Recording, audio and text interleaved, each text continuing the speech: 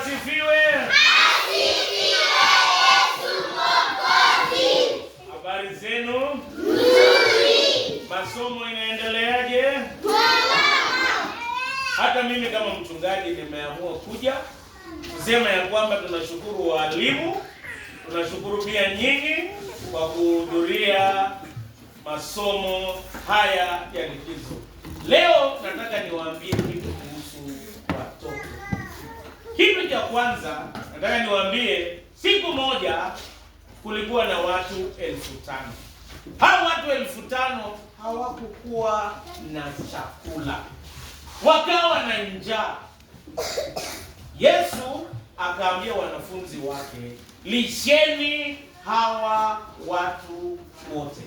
Kulikuwa na mwingine mwanafunzi wake anaitwa Philip, akasema hata mshahara ya miezi 8 haiwezi tosha kulisha hao watu, haiwezekani kuwalisha. Kulikuwa na mwingine anaitwa Andrea. Kwanza wanafunzi wote wakasema, waambieni hao watu waende kwa sababu hatuna chakula cha kuwapa. Andrea akasema, niko na mtoto mmoja na yeye ako na mikate 5 na samaki 2. Je, hii itatosha nini? Leo nataka niwaambie watoto wadogo, hata kama uko chenye uko naye, hata kama ni kidogo, ni ya maana mbele ya Mungu. Huyu mtoto alikuwa na samaki 2 na mikate 5, lakini ilikuwa ya maana mbele ya Yesu Kristo. Nataka niwapigie hadithi moja kuhusu mtoto anaitwa Musa Kihara. Musa Kihara alikuwa ni mtoto mdogo sana huko bahali panaitwa Tharaka-Nithi. Yeye kenye alikuwa naye ni kitu kidogo sana. Alikuwa na ukweli, alikuwa mtoto mpole na alikuwa mtoto wa heshima. Akasimamishwa na mtu wa pikipiki, na huyu mtu wa pikipiki akamuuliza na akamwambia mtoto ambaye anaitwa Musa, ambia Musa, nataka unioneshe pahali.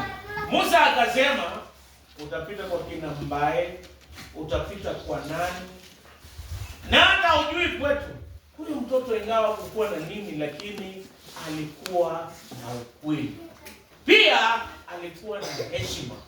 Jambo la tatu, huyu mtoto alitaka kusaidia.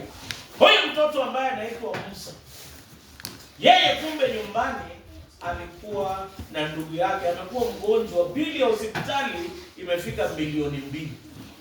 Lakini kwa sababu alikuwa na ukweli na akatoa ushuhuda wa kweli na akaelezea huyu mtu wa pikipiki, kumbe alimpiga picha na akaweka kwa mtandao.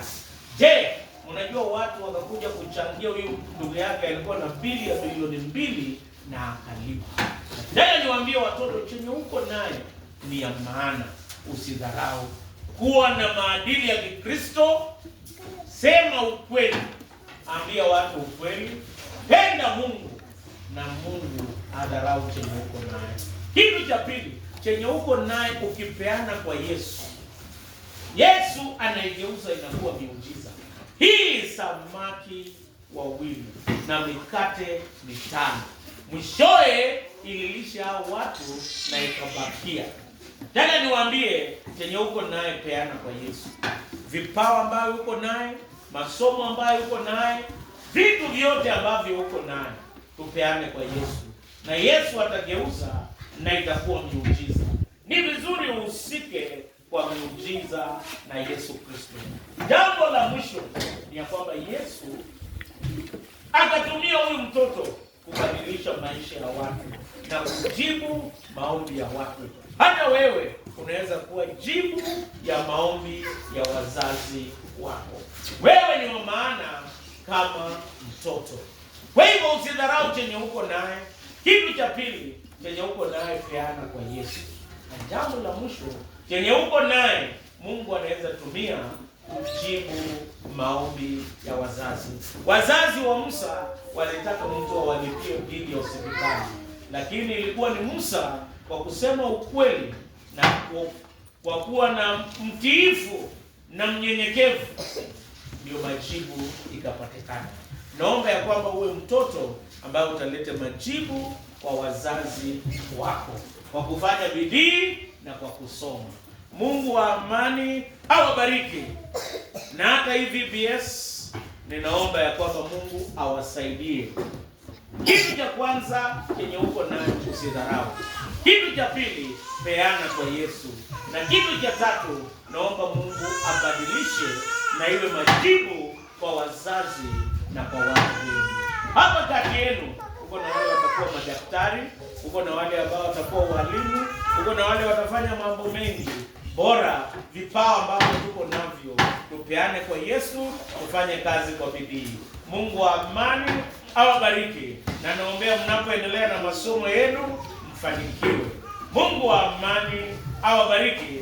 Tunataka kuanzisha na kubariki masomo haya yetu ili yaendelee mbele na tusimame. Bwana akae nani? Baba Mwenyezi, tuanzisha masomo haya rasmi na kuiendelesha kwa jina lako.